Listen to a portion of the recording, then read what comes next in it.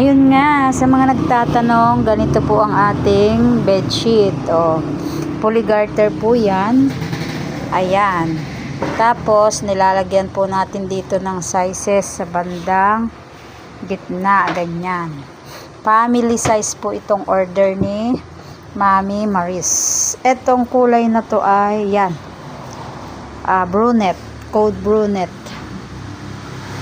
O, ayan ha. Code brunette. Ganyan siya.